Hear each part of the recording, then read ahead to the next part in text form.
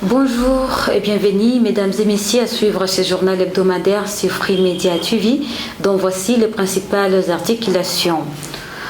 Les femmes du Sud Kivu ont célébré la journée internationale du droit des femmes ce 8 mars 2024 à Mont-de-Deuil. Vêtues en noir avec un visage attristé, elles ont marché dans les rues de Bukavu pour exprimer leur compassion envers la population du Nord Kivu victime des atrocités commises par le M23 et ses alliés et pour exiger le rétablissement de la paix. L'Assemblée provinciale du Sud Kivu vient de valider les mandats des 6 suppléants de députés provinciaux, chefs coutumiers lors d'une séance de plénière de ce vendredi 8 mars 2024 à l'hémicycle provincial. Mesdames et messieurs, c'est tout pour le titre de cette édition du journal. Place au détail. Les dégâts humains et matériels importants suite aux pluies diluviennes qui se sont abattus sur une partie de la chefferie de Bouloho et Bouavou en territoire de Calais en date du 5 mars 2024. Bilan pour provisoire, un enfant de 9 à 10 ans emporté par les eaux de la rivière Chiganda qui a débordé et emporté également 7 ponts sur son passage à Boulambika, des maisons inondées et des biens matériels emportés. Reportage de Duvin Chirimwami. L'impact de la catastrophe est considérable sur l'axe Boulambika à Bunyakiri, parcouru par cette rivière. Un enfant a perdu la vie après que les habitants aient secouru 3 autres. 7 ponts ont été emportés, perturbant gravement la circulation et l'accès à certaines écoles pour les enfants. De nombreuses maisons ont été inondées, forçant les familles à se reloger et occasionnant des pertes matérielles importantes. Des récoltes, des effets personnels ont été emportés par les eaux, aggravant la situation des populations déjà fragilisées. Selon les témoignages recueillis sur place, le débordement de la rivière Chiganda n'avait pas atteint une telle ampleur depuis 2014. Leo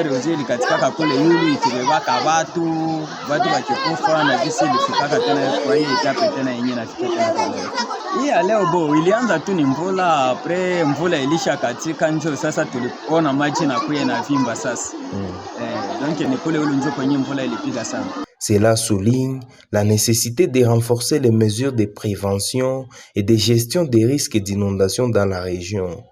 Les inondations de Calais illustrent les dangers croissants liés au changement climatique et à l'urbanisation non planifiée. Des mesures durables doivent être mises en place pour renforcer la résilience des populations face aux futures catastrophes naturelles. À Bunyakiri, un club de jeunes filles reporters de la radio communautaire de Bunyakiri veut briser le silence et donner du pouvoir à la voix des femmes aux jeunes filles rurales. Ce club vise à combler le vide dans la représentativité des femmes dans le domaine du journalisme à Bunyakiri, en territoire de Calais, et lutter contre les violences basées sur le genre, ce qui fait savoir le visionnaire Simon Weteché, directeur de cette radio, lors d'une interview nous accordée le 2 mars 2024. Ce club compte actuellement 35 jeunes filles de 14-17 ans et qui ont été formées sur les pratiques du journalisme. L'impact de ces clubs dans la communauté ici à Bunyakiri, c'est que ici à Bunyakiri, quand on nous écoute en train de parler à la radio, là-bas tout le monde est content. Ils commencent à réfléchir comment ils peuvent aussi faire scolariser leurs enfants, surtout les filles, pour qu'un jour aussi, qu'ils deviennent aussi des futurs journalistes. D'abord, J'ai entendu à la radio, les filles parlent bien le français. J'ai entendu les journalistes filles. J'ai vu les filles qui se défendent à la radio. En tout cas, j'avais le souci d'intégrer au club de jeunes filles reporters. L'objectif de mettre en place ce club de jeunes filles reporters, c'était d'abord de combler les vides que nous avons remarqués dans le métier de journalisme dans la zone et aussi mettre un cadre en place où les jeunes filles vont échanger sur leur vécu quotidien et aussi rehausser la voix de la femme rurale et de la jeune fille marginalisée. Et comme je l'avais annoncé au début de cette édition du journal, les femmes du Sud Kivu ont célébré la Journée internationale du droit de la femme. C'est vendredi 8 mars 2024, à mois de deuil. Vêtues en noir avec un visage attristé, elles ont marché dans les rues de Bukavu pour exprimer leur compassion envers la population du Nord Kivu, victime des atrocités commises par le 123 et ses alliés pour exiger le rétablissement de la paix. Mitterrand Rokuzo nous fait le point.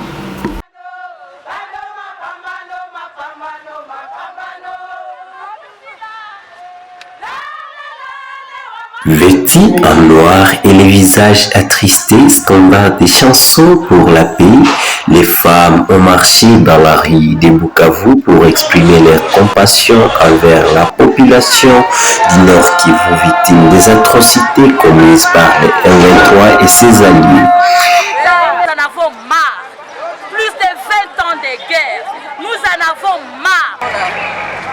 La fin de la guerre. Et nous souhaitons que la paix puisse être rétablie pour que nous puissions vaquer à nos occupations.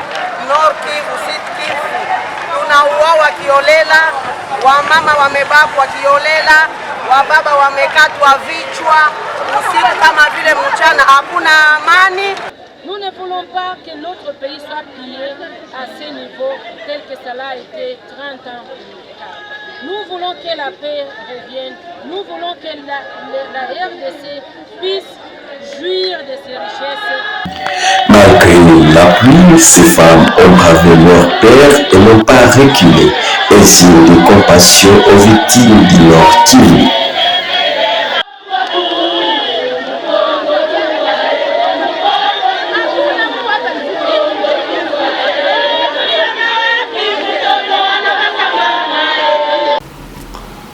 Toujours à marge de la Journée internationale des droits des femmes, célébrée chaque 8 de l'année, à Bukavu, l'organisation 1 Million Peacemakers a organisé une sensibilisation des femmes et jeunes sur le rôle crucial dans la consolidation de la paix. Reportage de Divin Turimwami. La paix, la paix, la paix. Luttons tous contre les conflits. Un message chanté pour la paix, c'est à travers un karaoké vibrant que ce groupe de jeunes a choisi de diffuser son message de paix. L'objectif était double, faire connaître l'organisation 1 Million Peacemakers et célébrer la journée des droits des femmes en soulignant les rôles essentiels des femmes dans la construction d'une paix durable. Madame Lydie, team leader des 1 Million Peacemakers, souligne l'importance de l'inclusion des femmes dans les processus de paix.